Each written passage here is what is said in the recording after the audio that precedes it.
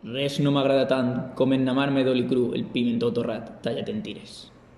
Cante llavors, distret, raoni amb l'oli cru, amb els productes de la terra. M'agrada molt el pimentó torrat, més no massa torrat, que el desgracia, sinó amb aquella carn mollar que té en llevar-li la costra socarrada. Es posa dins el plat en tongades incitants.